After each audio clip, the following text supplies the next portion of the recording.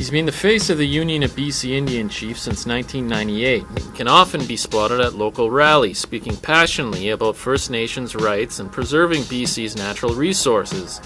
Grand Chief Stewart Phillip is never short for words, appearing regularly on nightly newscasts as a powerful voice for BC's First Nations communities on the issues of the day. Some of his thoughts this week were about the Christy Clark government's announcement relating to the agreement in principle it had signed with energy giant Petronas.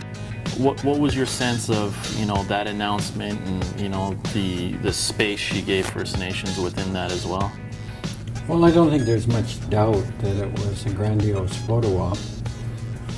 Clearly the intent of the photo op was to calm the jitters of the investment community vis-a-vis future LNG development in the province of British Columbia.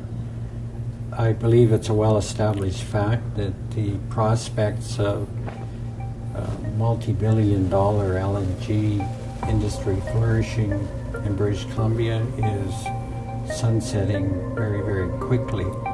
That's not to say BC First Nations are against resource development. Quite the contrary, said Phillip, as long as sustainability is front of mind. Fortunately, the mindset of government, certainly the Harper government and the Clark government, it's very much a gold rush mentality. It's very much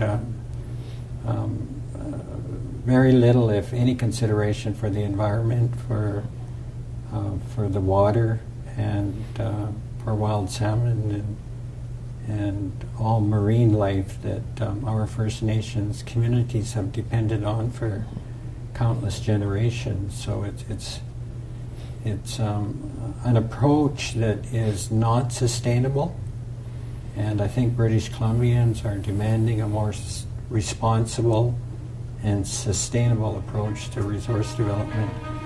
More than a talker, Phillip backs his words up with action. Last November, he made headlines when he was arrested on Burnaby Mountain as part of the protests there against Kinder Morgan's proposed pipeline expansion. Part of my profile is I believe in leading by example. And I think it has set the bar. I was a keynote speaker at the BC Federation of Labour Annual General Assembly the day before I was arrested. And during the course of my remarks, I said leaders have to do more than talk the talk. They have to be prepared to walk the walk. And at that point, I announced it was my intention to get arrested the following day. It was announced during the course of the BC Fed proceedings the following day, and there was this thunderous applause. The first issue where the rubber will hit the road this summer, in all likelihood, will be the Site C dam issue. And I can't help but believe that'll be the next place I get arrested. But I also think that I won't be alone, that there'll be a lot of other leaders and grassroots people that will also be arrested.